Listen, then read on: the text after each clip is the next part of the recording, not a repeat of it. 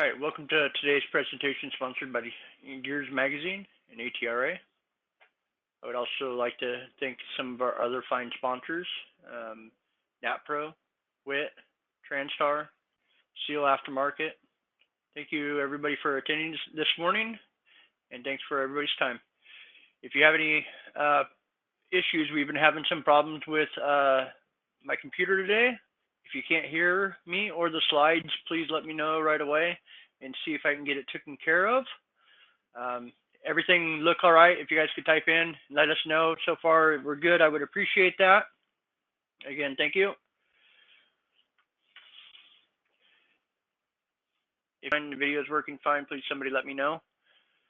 Also, if you have any comments, webinars@atra.com.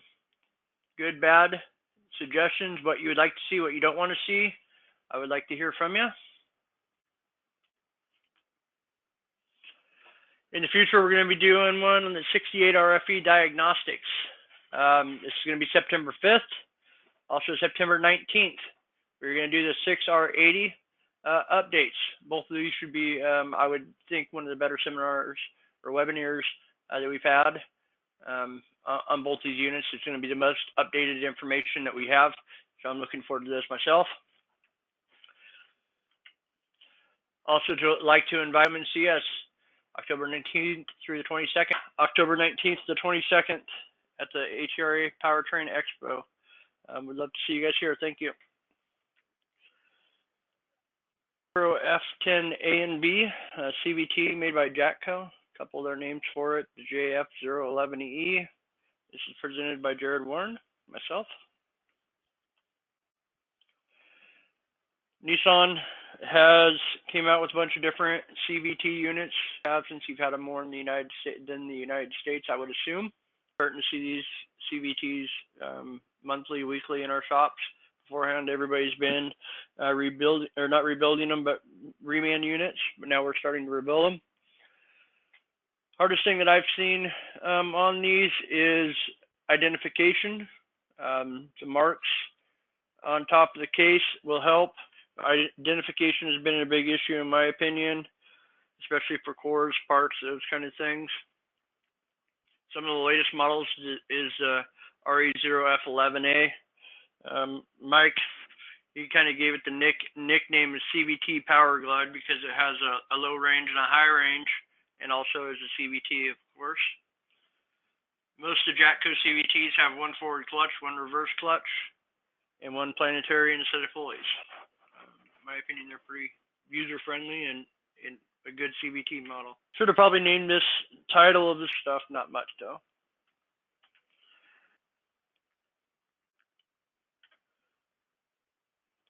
And this is why I think this is very confusing, especially if you're a hard part supplier, have a bunch of cords and stuff.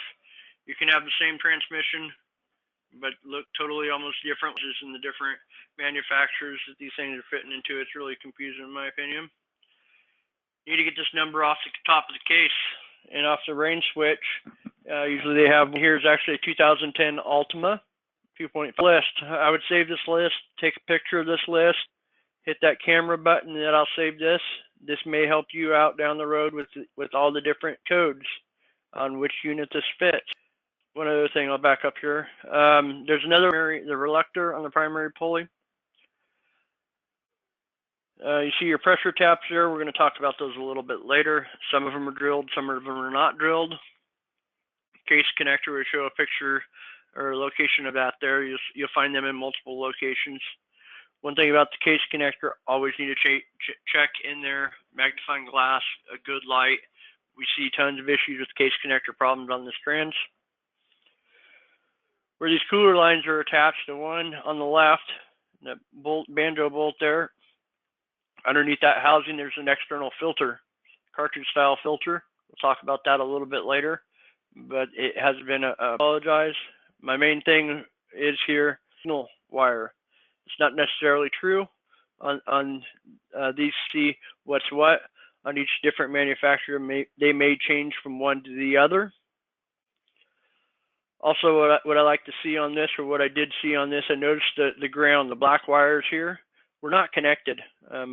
I prefer that myself, where we don't have a bunch of ground spliced into a bunch of different speed sensors to get noise. So I like seeing them separated on this vehicle. Some vehicles are spliced together though. Power is coming straight from the fuse, which is coming from the ignition. So we have battery power going into the speed sensor, ground on one side, and then we have a signal coming out. This is just a normal 3-wire Hall effect sensor that we're used to. Battery voltage in, the closer the frequency is, or the closer the waveform is. This is a JF0 shims. We don't have, and actually nobody has, all the information to which one has shims, which one doesn't have shims, and what's coming down in these newer vehicles. We just don't have no shims under these speed sensors. And if there is, zip tie it to the speed sensor, mark the speed sensor, whatever you need to do, take pictures, and make sure you keep note of that. We don't want these speed sensors ending up in the bottom of the pan like the problems in the Hondas we used to have. So it's just a heads up. Make sure the speed sensors do not have shims under them. Stepper motor has 4 coils in it. As the coils are turned on and off, it's going to rotate. It's going to extract or contract the plunger coming out of the motor to control the ratio control arm. There isn't any great stepper motors that I have used, or stepper motor testers or controllers that I have used that control these stepper motors quite, I'm going to say, good, or frequency. I hear there's some coming out. Hopefully they get more available in the United States. You guys may have some in your area. We're still young on the stepper motor controllers that I found in my research. We haven't seen too many issues with these stepper motors. Have had some shorted circuits, some wiring issues, some stepper motor problems, but just not a huge amount in our area. Another good information I like, should have probably put the video in here, but for timer, a couple videos on YouTube that are pretty good for how a stepper motor works, and it kind of shows you an animation, which is real nice. It's usually only about a 5 to 8 minute video or something like that. They do look pretty good, and I like the way they were done. The read-only ROM, or the ROM, this is to stay with the vehicle in most cases. At first, we've always said, take the ROM out of your original transmission, put it into the transmission. Yes, that does work. It does bring up a few issues. One is warranty issues with reman companies and manufacturers, to make sure you don't want to avoid their warranty if you're changing the ROM. Other ways around it: program, reinitialize the ROM. Can all be done with some scan tools. If your scan tool does not have it, most likely you're going to have to get this sent to the dealer to get done. It's fairly straightforward and simple. Let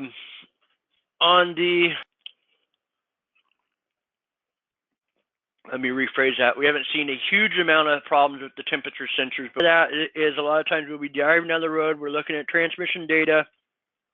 Next thing we know, we have a trans temps at 300, everything out, get it back to the shop, and no codes are set, but it's 300 degrees on the scan tool. We have found a lot of scanner information inaccurate. So make sure you get a temp gun, check the pan, check the trans, make sure the temp is what scan tool says. We've had people chase their tails for days just because of wrong scanner data.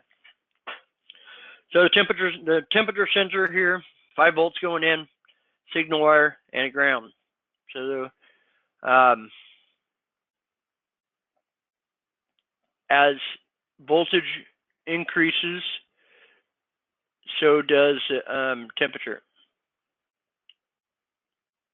Did I say that right?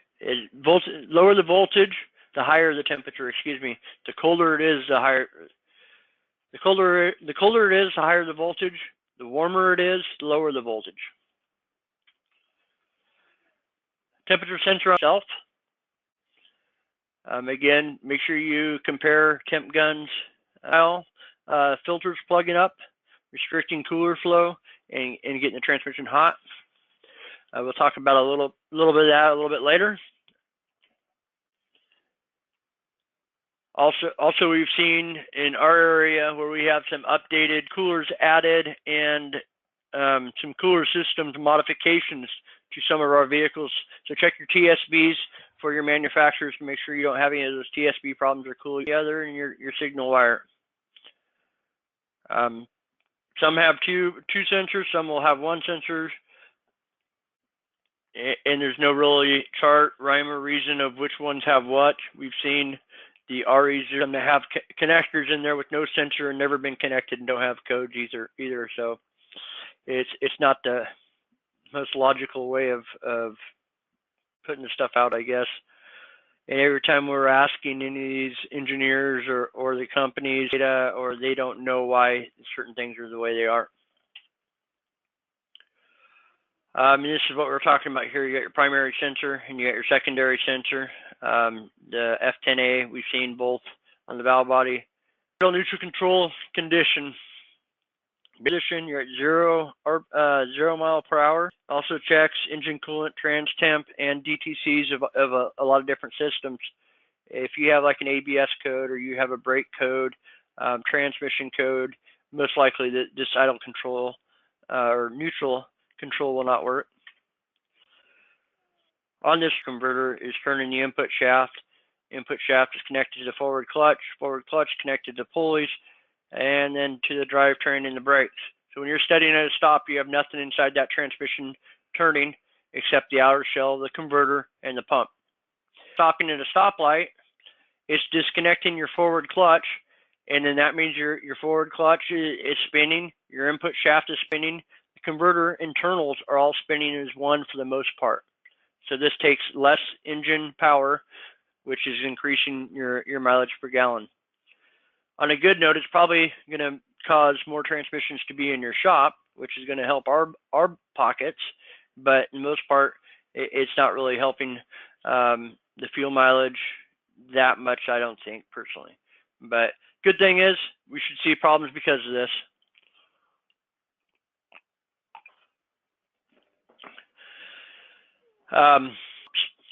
Meaning that it's not, the pump is not driven by like this chain is very flimsy, this chain is very thin.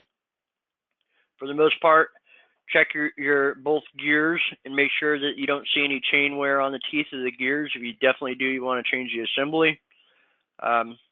When checking chains, I like to kind of move them side to side and see if the pins are loose or not. Kind of get a feel of what's good and what's bad. But there is no published specs on chain play.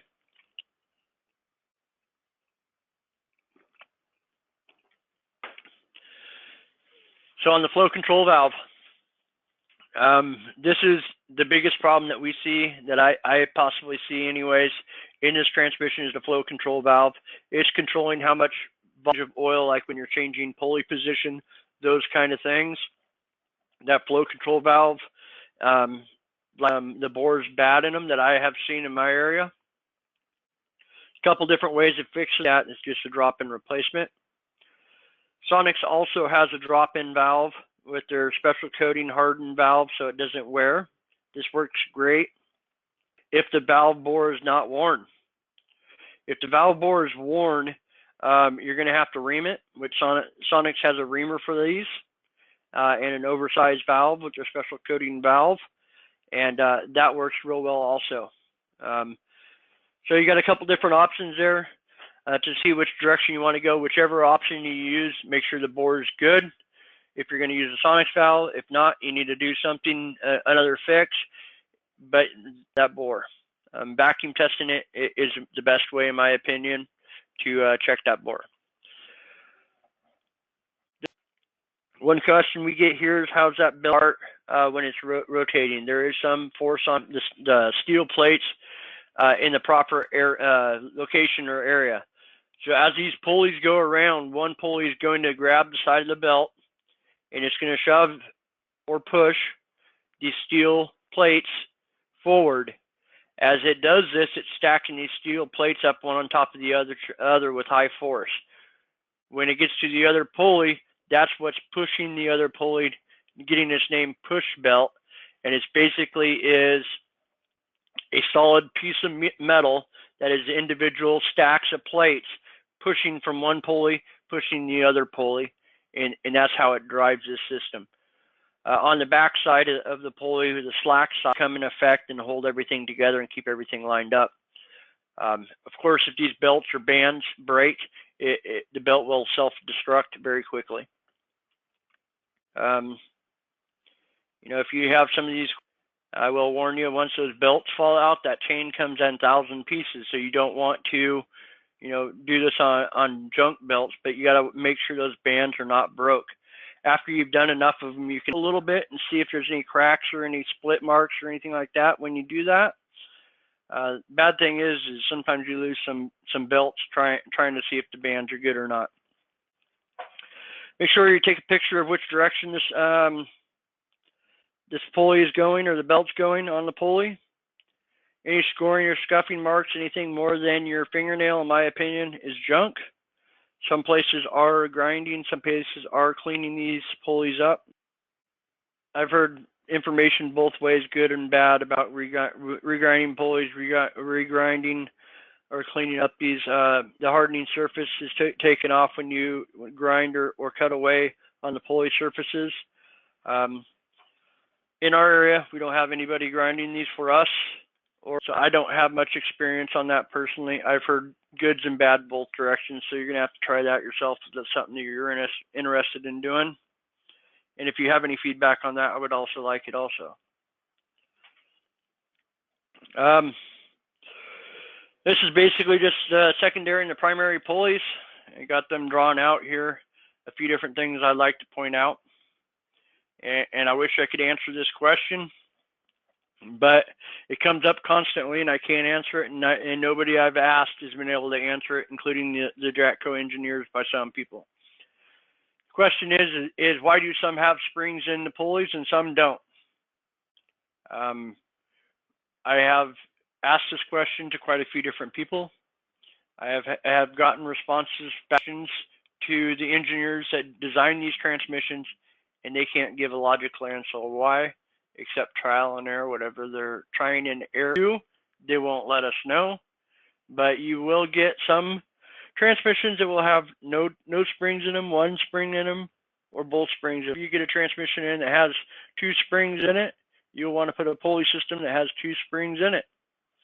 If you get rebuilt parts or aftermarket and yours has a spring in it, I would advise you to take the spring out of yours and put it in your core one and make sure everything is exactly the same on the parts that you leave it out. So the ratio on this is basically controlled through your secondary and your primary ratio pressure. Pressure than the other, it's going to be squeezed together. If the pulley that has less pressure is going to be opened up farther apart. So that's what you see in these different drawings in both locations, high and low gear. One other note on these pulleys that I like to suggest, you need to get into checking the balls or the splines inside the pulleys on the shafts. It has been a big issue on these splines where the balls will break up in the splines. The splines will get grooved up and the pulley will be junk, and you'll get a skipping, chattering effect kind of thing, jerking, noise, broken belts are some of the issues with this. So you have to take these pulleys apart. Also, there is a hard plastic seal. It's probably a better name for it than plastic, but it's just a real hard seal. This seal gets metal piled in the back of the seal, and will cause the seal to leak, so that has to be cleaned out also, and the seal should be changed, of course, too.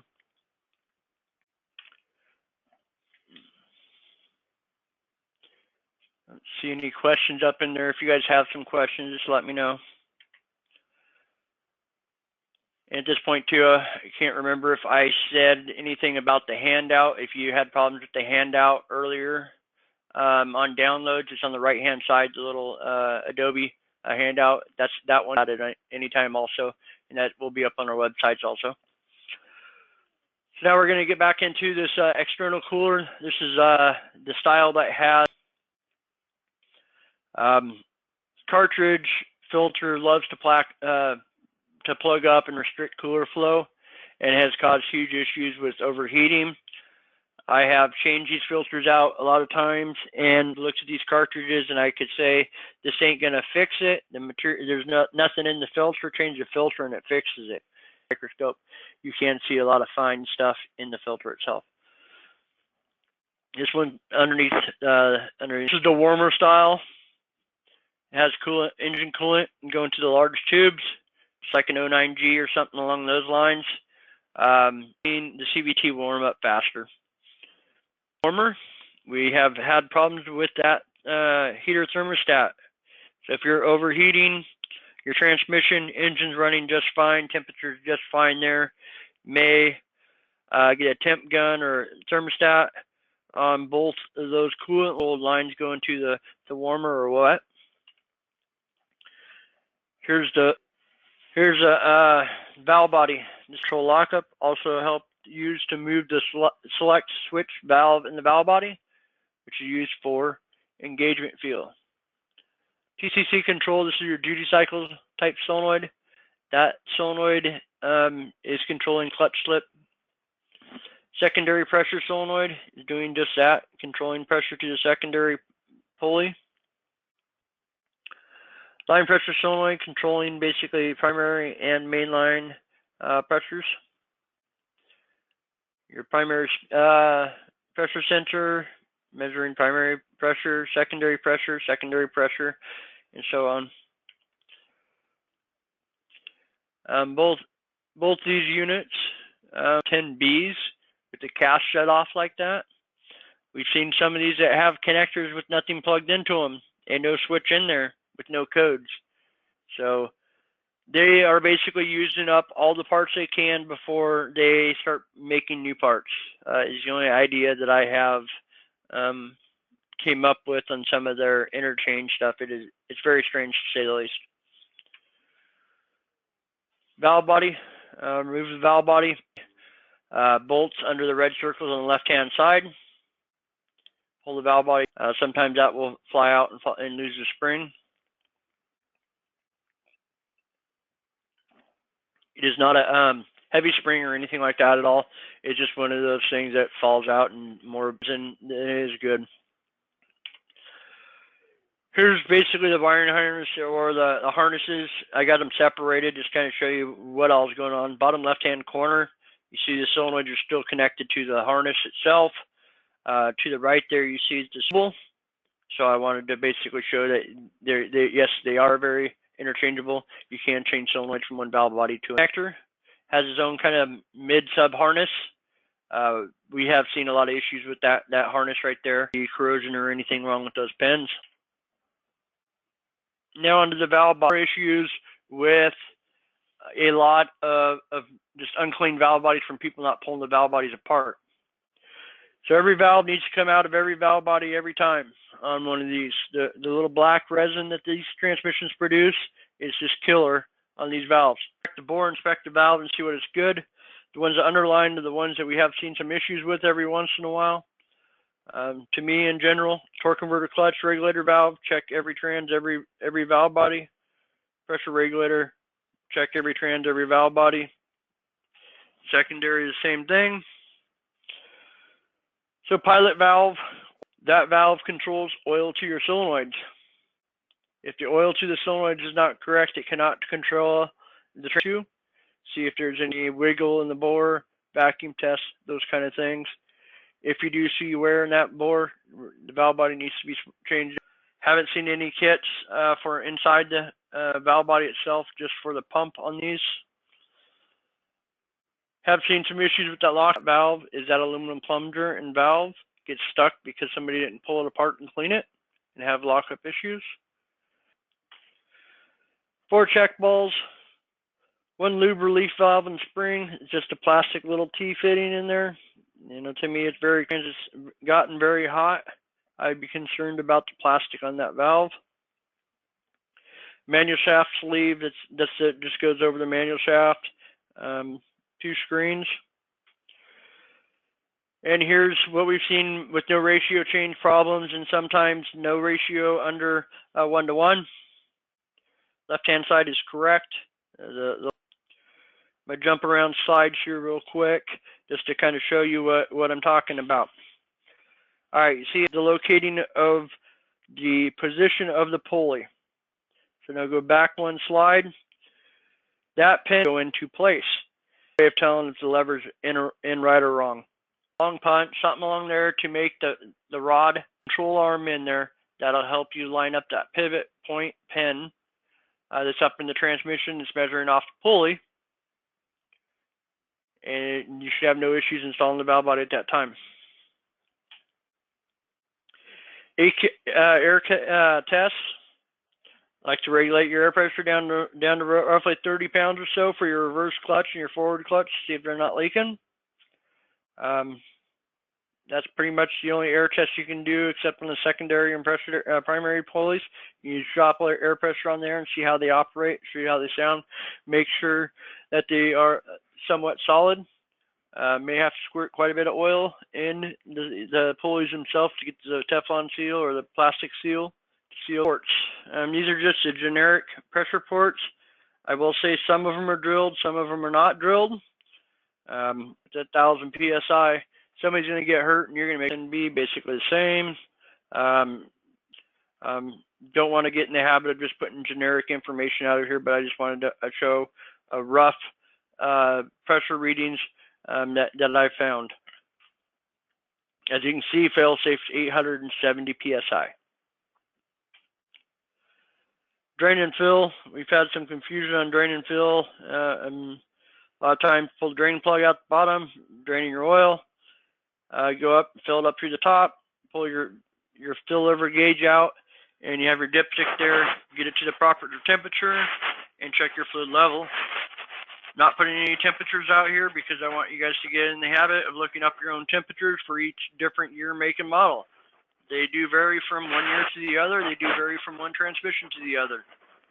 So you need to get in the habit of checking to make sure the temperatures are proper, because oil expansion and contraction rates on these new fluids, extreme, they change a lot in level. It's amazing how much it contracts or expands. Dipstick, it fell out. Must be in the bottom of the pan. Fluid levels, adding the wrong fluid, not doing it proper, or standpipe style, kind of like it's full when it's its correct temperature.